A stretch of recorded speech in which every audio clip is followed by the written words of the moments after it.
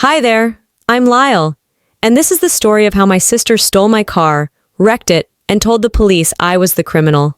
But that wasn't the worst part. The worst part was realizing my parents backed her lie and had been erasing me quietly for years. Ever felt like your family was protecting the person who hurt you the most? Yeah, me too. Want to know how far it went? I was finalizing a compliance report when the text came through. Took your car for the weekend. You weren't using it anyway, right? I blinked at the screen. I read it again and again. Tanya had taken my car, just like that. No ask, no heads up, just a grab. My car. The one I paid for with overtime hours and skipped vacations. The phone was in my hand before I even knew I'd reached for it.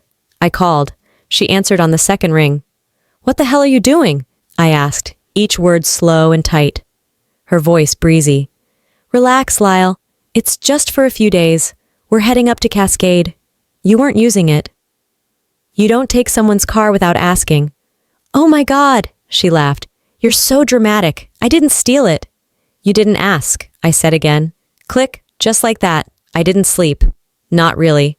The kind of not sleep where your body lies still, but your mind paces so violently it wears holes into your sense of reason. At 2:03 a.m., she called. Lyle, Her voice was shaky, laced with tears. "I crashed it." My stomach flipped. "Are you hurt?" I asked before I could stop myself. "No, well, maybe. I hit something. The front's wrecked. The cops came." I sat up. "Where are you?" "I need you to tell them I had your permission. Please, just say you let me borrow it." "No." "Excuse me?" I said no. "You're my sister," she snapped. "You're really going to hang me out to dry over a stupid car?" I swallowed hard. "You took it. You crashed it. You deal with it." "You selfish bitch." And then, silence. They came to my door at 8:42 a.m. 2 officers, one male, one female, clean-cut, polite, professional. "Are you Lyle Banashevsky?" I nodded. "Ma'am, we need to speak with you regarding a reported stolen vehicle." My body stiffened. They explained Tanya had filed a report, claimed I took her car without permission, drove under the influence, and fled the scene. I felt the world narrow into a pinpoint. "That's my car. I have the title." "Do you have documentation to verify that?" "I can get it." They exchanged glances. There was also a tip submitted anonymously suggesting a history of instability. "That you've been under psychiatric care?" I blinked. "What?" No reaction, no judgment, just protocol. But I felt it. How carefully they watched me. How one wrong word might shift the air. Later, I sat on the floor of my kitchen, back against the cabinet. I thought about all the times I'd stepped in, all the times I'd rescued her. 16 years ago, she crashed my bike. I took the blame. 10 years ago, she overdrew her account. I paid the fees. Last year, she lost her job. I covered her rent. And now, this. This wasn't just betrayal. This was a campaign. And it wasn't just her. Someone, my parents, had helped paint me unstable. I wasn't crying, I wasn't yelling, but something inside me was changing shape. I pulled my laptop across the table. Receipts, messages, bank transfers, insurance claims. She wanted a legal war? Fine, let's go legal. I didn't sleep after the officers left. I just sat at the kitchen table as the sun dragged itself over the horizon, gray and slow like the morning after a house fire. My phone stayed face down. Tanya hadn't called. She hadn't even sent a sorry. Not a single word. Instead, I opened a folder on my laptop and began building a timeline. Every loan, every paid bill, every time I bailed her out. Not out of spite, out of necessity. When people try to erase you, you document. Around noon, the mail came. I hadn't even realized what day it was. Mixed between grocery flyers and utility bills was a thick envelope from the hospital. I didn't think much of it. Then I opened it. The ER bill. From 3 weeks ago, when Mom fainted at church and I rushed her to St. Luke's. I remembered sitting in the lobby, swiping my card at the desk. But the name at the top wasn't mine. It said, Tanya Browning. I stared at it, unblinking. At first I thought it was a mistake, a mix-up. But then I saw the signature. My mother's handwriting, sloppy but familiar, listing Tanya as the responsible party. I called the hospital. Hi, yes, I just received a bill that should have been in my name. The woman on the line was polite but firm. The patient listed Tanya Browning as the primary on file. We have her listed for billing. My hand clenched the phone until my knuckles ached. I'm the one who paid that bill. There was a pause. Unfortunately, we can't revise it once the record is created and submitted for insurance. Insurance. My stomach dropped. I opened my online account with my provider. It was locked. A banner read, "Pending fraud investigation." Panic rushed in. Hot, fast, blinding. I called the company. A man with a cold voice answered. "We flagged your profile after a claim was submitted using your ID, but with a different name and address." What name? I already knew. Tanya Browning. Everything inside me stilled. They were hijacking more than my money, my identity, my stability, my life, and they'd done it quietly. 16 years ago, Tanya broke Mom's favorite lamp. I took the blame because she's sensitive. At 26, I drained my honeymoon savings to cover her eviction because she was trying to start fresh. And now, my own mother had rewritten a hospital record to make it seem like Tanya was the one stepping up. No heads up, no apology, just a rewrote of truth. I didn't yell, I didn't call them, I didn't cry. I shut my laptop, turned off my phone, and went silent. The house stayed still. Even my dog knew not to beg for a walk. At 6 p.m., I grabbed my keys and drove. Not far, just down to their street. I pulled into their driveway and put the car in park. I stared at the porch light, still broken from last winter. The window with the cracked blind Mom never replaced. I didn't get out. I didn't need to. If they could rewrite the story, then so could I. But mine would be documented and filed. The envelope was thick. Legal paper, heavy stock, the kind you never want to see your name on unless it's followed by, "Congratulations." This wasn't that. It came from my father's lawyer. A name I hadn't heard in years. Someone who used to show up at our holiday parties and sneak out before dessert. I opened it standing at the counter. Halfway through the first paragraph, my stomach clenched. They'd updated the estate. I wasn't in it. Not a clause, not a footnote, not a "should she be in good standing?" Nothing. Everything was left to Tanya. The house, the savings, the land in Coeur d'Alene, every shred of our family's wealth. I stared at the signature, my father's. Not a copy, ink, dated 2 months ago. So this wasn't retaliation. This had been planned. That night, I went back to the old house. I still had a box of tax documents in the attic. At least that was my excuse. It smelled like dust and mothballs and the years they wanted me to forget. I found the box quickly, but right beside it was a manila folder I didn't recognize, labeled in Dad's handwriting, "Legal Drafts." I opened it. Inside, an older version of the will. In it, my name was everywhere. Equal shares, executor, a note about my responsibility, a paragraph about her loyalty through difficult times. At the edge of the page, scrawled in the margins, was a sentence in his quick, slanted script. "She'll never know, but she doesn't need this anyway." The rage that bloomed in my chest wasn't fiery. It was cold, clean. 16 years ago, I was 15. Tanya had missed curfew again. When Mom found her sneaking in, crying about feeling trapped, I took the fall. "It was my idea," I said. I told her it was okay. Dad told me I was a good sister, strong. At 19, I drove Tanya home drunk from a party so she wouldn't get a DUI. She bragged about it for months, how I saved her ass again. At 26, I loaned her $5,000 I didn't have. And all this time, they were rewriting me out of the story. Not out of punishment, out of planning. I showed up at my father's door the next morning. He answered in his robe, didn't even look surprised, just stepped aside. "I got the documents," I said. He nodded. "You weren't supposed to yet." "Why?" "She needs it more." "That's not an answer." "You've always had yourself, Lyle. She's never had that." The way he said it, soft like it was a compliment. She manipulates everyone and burns every safety net you've built for her. And now you're handing her the whole damn house? He didn't flinch. "We just want peace." I stared at him. "You don't want peace. You want silence." I didn't wait for a reply. I left. I didn't slam the door. I didn't look back. I sat in my car with both hands gripping the wheel, knuckles white. They didn't want to fight me. They wanted to erase me. Quietly. but I wouldn't go quietly. It came certified, again. My name printed with bureaucratic weight across the top. But this time, I wasn't just a recipient, I was the defendant. Tanya had filed a civil suit against me, emotional abuse, character defamation, intentional harm. The words looked surreal in legal format, typeset and sanitized, but still sharp enough to cut bone. I read the petition 3 times and still couldn't make it make sense. She was suing me for daring to defend myself, for not covering up her lies one more time. I flipped to the last page, barely breathing. That's when I saw his name. Benjamin Shaw. I hadn't thought about Ben in over a decade.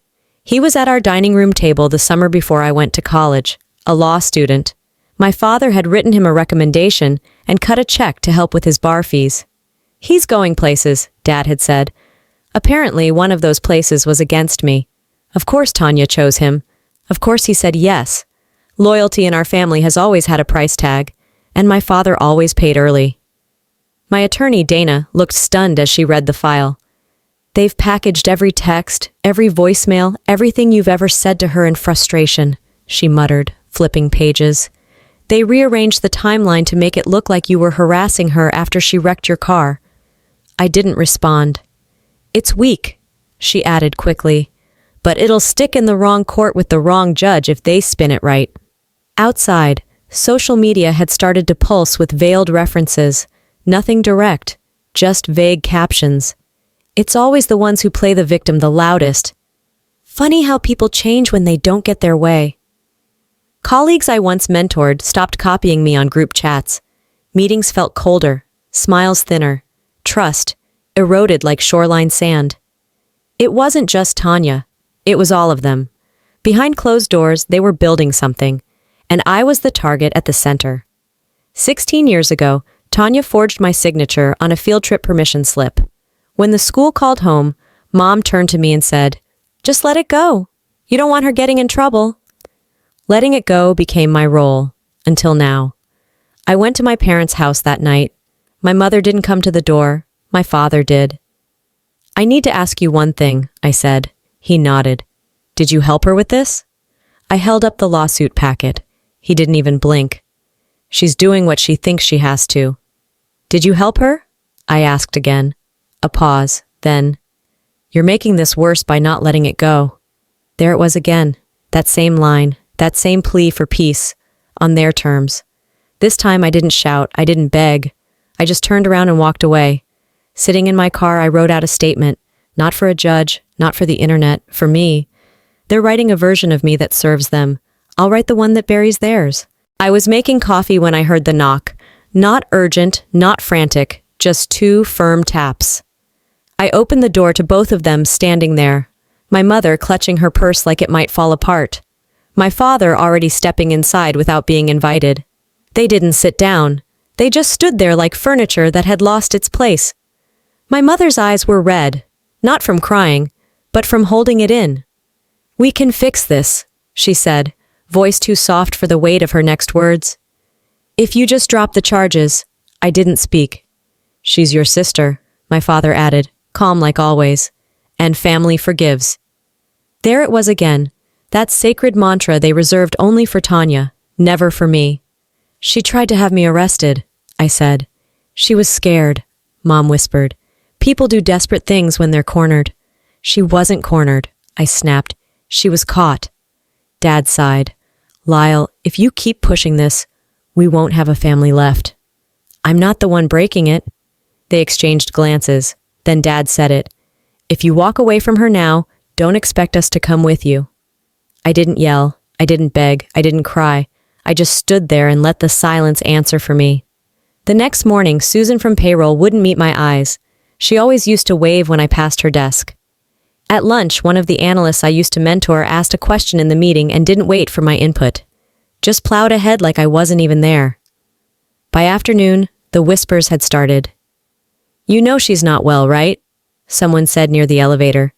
"I heard she was in therapy for something serious, emotional instability or whatever." I opened Facebook later that evening. I shouldn't have. Coded statuses, passive jabs.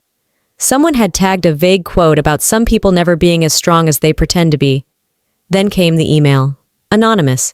It was sent to HR, forwarded to me by my manager, who didn't even know what to say.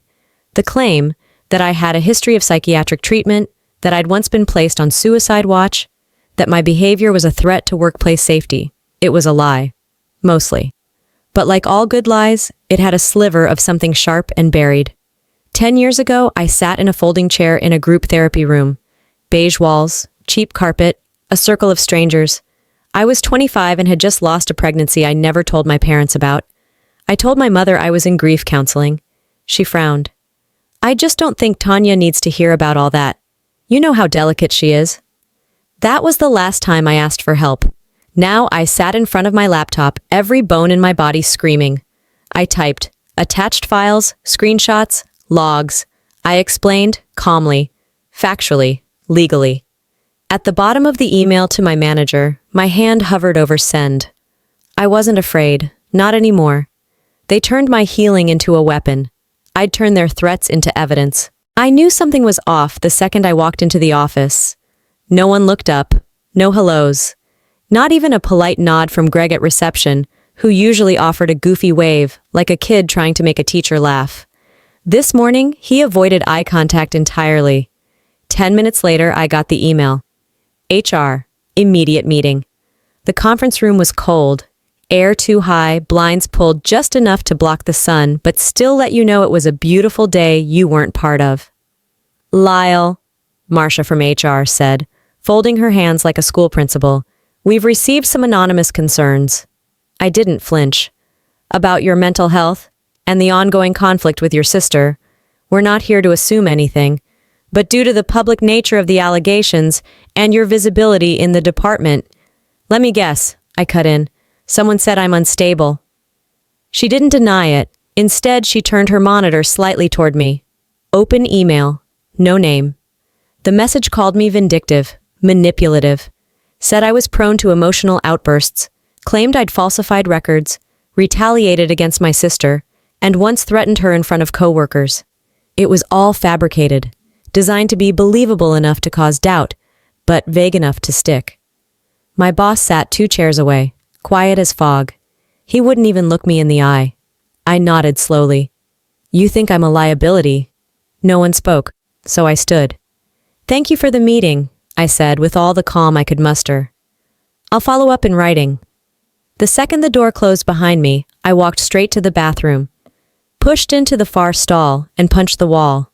Not hard enough to break bone, but hard enough to feel it. The metal rang, dull and private. 16 years of silence crashed through me. Every rent I'd covered, every secret I'd protected. Every time I'd said, it's fine, when it absolutely wasn't. I used to think my patience was my strength. Now it felt like my disguise. I looked at my reflection in the mirror. Red-rimmed eyes, jaw clenched, but I didn't look broken. I looked done. At home, I printed everything. Receipts, screenshots, call logs, bank transfers, text threads where Tanya asked for money, where she thanked me for saving her ass, then flipped and said I'd never done anything for her. I organized them by category, chronology, tone, evidence. I created a Google Drive folder, labeled every section clearly, shared it with the company's legal department, CC'd HR. The subject line read, Professional concerns regarding harassment and retaliation. My voiceover, if there had been one, would have said, they used whispers. I'll answer with records. Later, I boiled water for tea. Lavender, no sugar. I stirred it slowly, watching the steam swirl up like a ghost losing form. This wasn't fear anymore. It wasn't survival mode. It was preparation. Let them come. This time, I'm not just defending myself. I'm going on offense. It was almost midnight when I heard the knock. One of those soft, hesitant taps that barely touch the wood. The kind that says, please don't open this door. But I did. Tanya stood there, hair undone, makeup streaked or long gone. She looked like someone who'd been sleeping in a car or crying in one. I lost everything, she whispered. I have nowhere else to go. I didn't speak. I'm sorry. Those 2 words hung in the air like a trap. I hesitated. Then I stepped aside. She walked in, for the last time. She curled up on the couch like she'd lived there. I stayed standing, watching her. She talked quickly, trying to fill the space. After the job let me go, I stayed with Mallory, but her fiancé's back in town, so I nodded once. It wasn't supposed to get this bad, she said, sniffling. I just thought you'd help, like always. She reached for her purse, set it on the table. My eyes followed her hand. You know, she continued, when you turned your back on me at the police station, it felt like you wanted to ruin me. I didn't think you'd go that far. My spine tensed. You filed a false report. You tried to get me arrested. She looked away. I panicked. Then she leaned forward. But I'm trying, Lyle. I really am. Her phone buzzed inside her purse. A soft click. She didn't move. I walked to the kitchen under the excuse of grabbing water. Her purse was open. The screen lit up. Recording. I didn't flinch. When I came back, I leaned against the wall. So, what exactly were you hoping to catch on that recording? She froze. No denial. She blinked, mouth parted like a child caught mid-lie.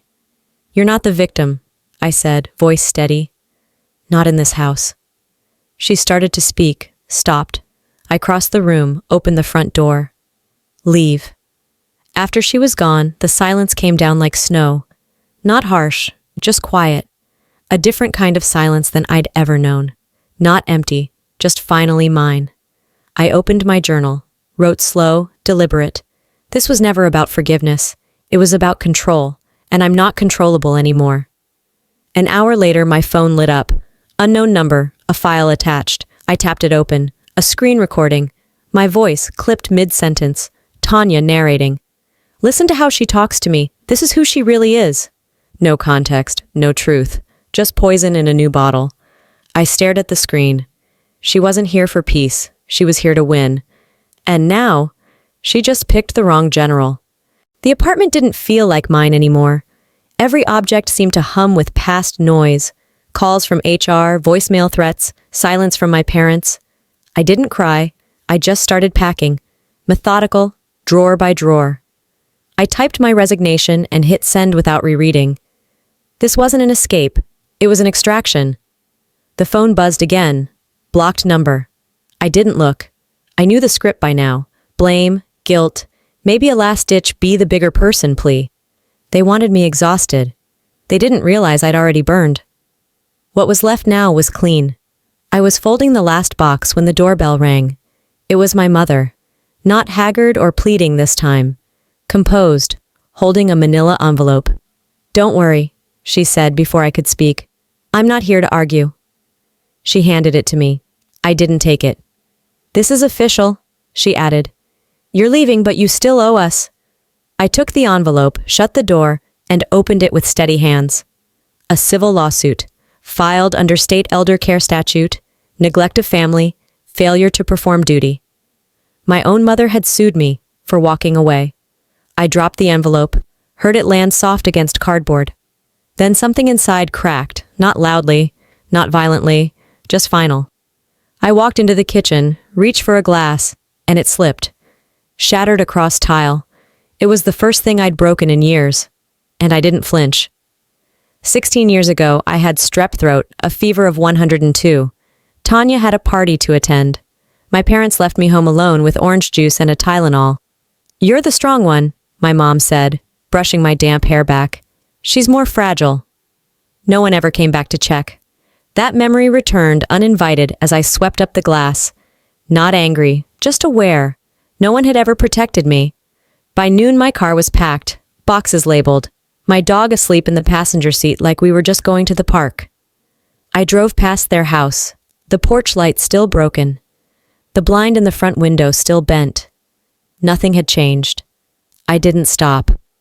In my trunk were the only parts of my life that ever really belonged to me. They could have the rest. At the city limits, I didn't speed. I just drove steady. The skyline behind me started to shrink in the mirror, and something loosened in my chest. Not joy, not peace, but breath. They made me the villain so they wouldn't have to face themselves. But I know what I am. I survived them. She drove until the GPS stopped talking, and the silence felt like a gift. The town wasn't listed on any tourist blog, and that was part of its charm. It had fog that rolled in late, stores that closed early, and people who nodded but didn't ask questions. I rented a small upstairs unit above a florist shop. 1 bedroom, hardwood floors that creaked, ocean within walking distance. The first morning I walked my dog past a row of pastel houses, then bought a coffee from a place where they spelled my name wrong, but kindly. No one knew who I was or who I used to be. It wasn't loneliness, it was safety. I used to survive chaos.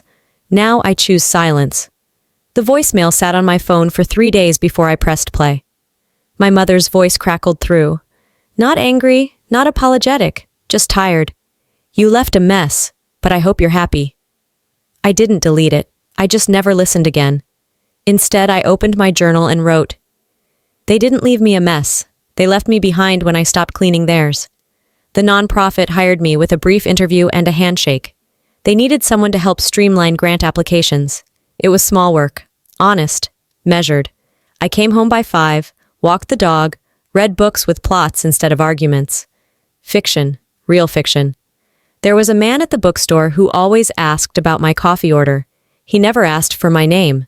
I liked that. I didn't want love. I wanted control over who got close. For the first time, I was choosing.